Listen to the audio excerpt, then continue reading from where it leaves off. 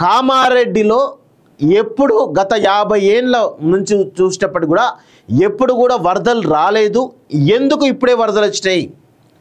ఇది రేవంత్ రెడ్డి గారు డీటెయిల్గా తెలుసుకోవాల్సిన అవసరం అయితే ఉంటుంది. అదే పక్కన ఉన్నటువంటి మెదక్లో అంతకంటే ఎక్కువ వర్షం వచ్చినప్పుడు కూడా ఇక్కడ కూడా ఊర్లు మునిగిపోలేదు, కామారెడ్డిలో మాత్రమే ఎందుకు మునిగిపోయింది? దానికి గల కారణాలు ఏంది? అక్కడ ఉన్నటువంటి చెరువులు కుంటలు ఎవరు కబ్జా చేశారు, ఏంటిది అనేది ఖచ్చితంగా తెలుసుకోవాలి. చాలామందికి తెలియదు. ఇక్కడ కామారెడ్డి మునిగిపోవడానికి ప్రధానమైనటువంటి కారణం గత 10 సంవత్సరాలలో కామారెడ్డి చుట్టుముట్టున్నటువంటి చెరువులన్నింటినీ కూడా కబ్జా చేసి అక్కడ పెద్ద ఎత్తున రియల్ ఎస్టేట్ వెంచర్లు చేయడం జరిగింది. ఇది అందరూ కూడా గుర్తుపెట్టుకోండి. దానివల్లనే అక్కడ వరదలు వచ్చినాయి.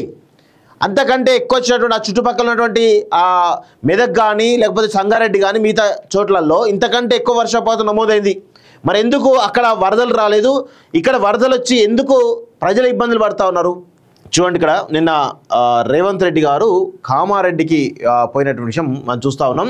సో అందరినీ ఆదుకుంటాం, కొడంగల్ ఎంతో కామారెడ్డి అంతే, వరద బాధితుల కష్టాలు తెలుసుకోవడానికి వచ్చా, వేల మంది ఒకేసారి వస్తుండటంతోనే యూరియా సమస్య, ఇసుక మేటల తొలగింపులకు నిధులిస్తాం, కామారెడ్డి జిల్లా పర్యటనలో సీఎం రేవంత్ రెడ్డి అంటూ కూడా చూస్తూ ఉన్నాం. సో కొడంగల్ నియోజకవర్గానికి ఏం సాయం చేస్తానో కామారెడ్డికి కూడా అదే చేస్తానని గతంలోనే చెప్పా. కామారెడ్డికి సాయం అందించడానికి ఎప్పుడు ముందుంటాను, మీ కష్టాల్లో అండగా నిలబడతాను, అందుకే మిమ్మల్ని నేరుగా కలవడానికి వచ్చా, ఆడబిడ్డల సమస్యలు తెలుసుకున్నా, వాటన్నింటినీ పరిష్కరించి ప్రభుత్వం అండగా ఉంటుంది, ధైర్యంగా ఉండండి అని వరద బాధితులకు ముఖ్యమంత్రి రేవంత్ రెడ్డి భరోసా ఇచ్చారు. సో నేను ఏమంటా ఉన్నాను రేవంత్ రెడ్డి గారిని అంటే ఒకటే మాట చెప్తా ఉన్నాను, మీకు చిత్తశుద్ధి ఉంటే తక్షణ సహాయం ఏంటి, తక్షణ సహాయం విడుదల చేయండి. మీరు మీ రాష్ట్ర ఇప్పుడు ఈ ప్రస్తుతం తెలంగాణ రాష్ట్రం సంబంధించినటువంటి బడ్జెట్ ఖచ్చితంగా డబ్బులు ఉన్నాయి, ఆ డబ్బులను ఇమీడియట్గా వాళ్ళకి రిలీజ్ చేసి అక్కడ ఉన్నటువంటి కామారెడ్డి వరద బాధితులు ఎవరైతున్నారో వాళ్ళను ఇమీడియట్గా ఆదుకోవాలి. మీరు పర్యటనలు చేస్తేనో లేకపోతే వాళ్ళని కలిస్తేనో వాళ్ళ బాధలు తెలుసుకుంటేనే కాదు, తెలుసుకోవడమే కాకుండా వాళ్ళ బాధలు తీర్చేవాడే నిజమైనటువంటి నికార్సైనటువంటి నిబద్ధత కలిగినటువంటి నాయకుడిగా గుర్తింపు ఉంటుంది.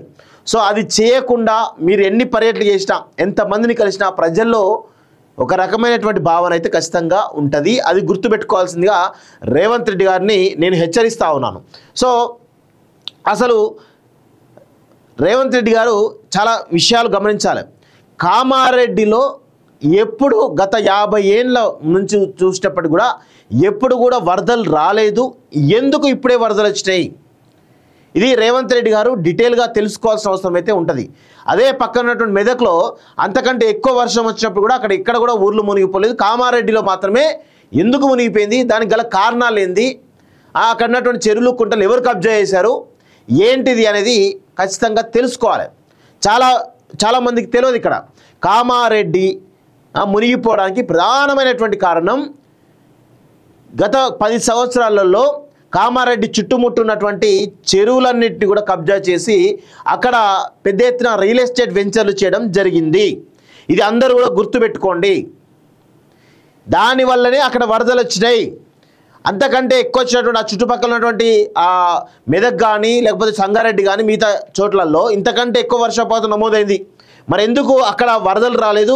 ఇక్కడ వరదలు వచ్చి ఎందుకు ప్రజలు ఇబ్బందులు పడుతూ ఉన్నారు?